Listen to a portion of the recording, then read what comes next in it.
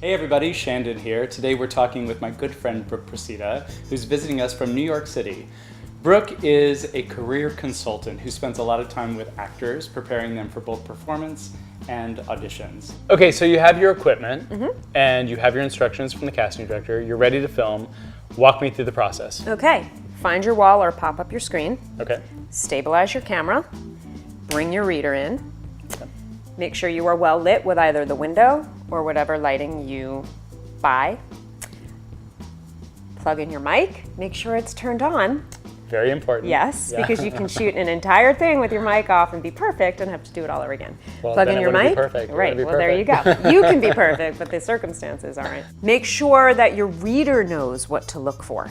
So if your reader is back there behind the camera and they either move and it's going this way and you're filming half your face, just make sure you clue your reader into reading those directions as well. Yeah.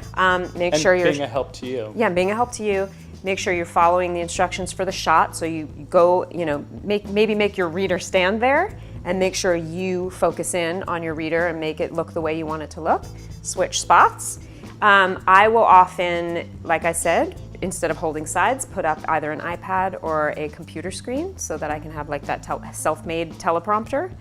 And then, then you're ready to go. How important is it to have all of these materials?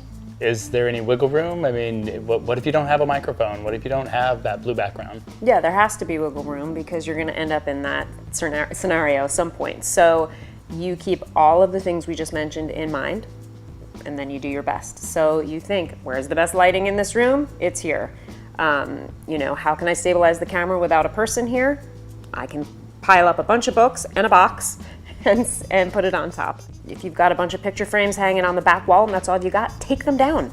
Right. Be creative. Just fill in the blanks. Have a clean have a behind clean you. slate behind you. Otherwise, people are looking at the Van Gogh and not you. Say you're on vacation or you're in a place where you don't have all of your equipment with you. Would you recommend continuing to audition with not all of your materials? No, you absolutely send in your very best version of what you can produce given your current circumstances. So you find your best light. You keep everything in mind that we just mentioned. You find your best light. You stabilize the camera as best as possible. If you don't have a mic, you just make sure you're speaking up, not so that it's awkward and weird and that you're being unnatural, but That seemed very natural. Oh, well, thank you. No, you just you make sure you can be heard, seen, and you're doing a good job. I mean, at the end of the day, does this person have talent? Yeah. So all of that stuff matters to a point. None of it matters if you're going to blow the audition because you didn't think about what was going on and you didn't study. Exactly. Yeah. At the end of the day, it doesn't matter how well your self-tape is produced.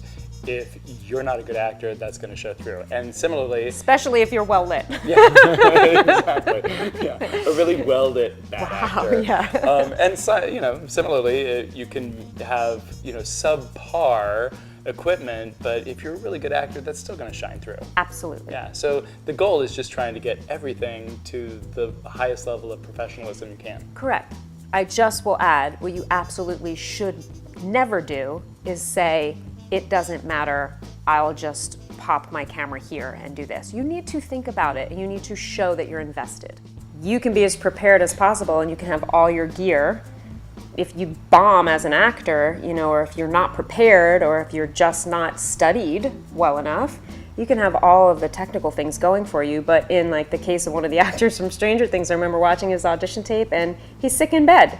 So all of this applies to a certain point. So if you're out traveling or you're ill or you're in a weird environment on a set and you can't manipulate the lighting and you don't have everything you need, just keep all of those things in mind, do your best, and just make sure you're doing good work. Exactly. Do as much as you can as far as the technical end of things. Right. And then, from an acting standpoint, deliver all that you got. Yeah.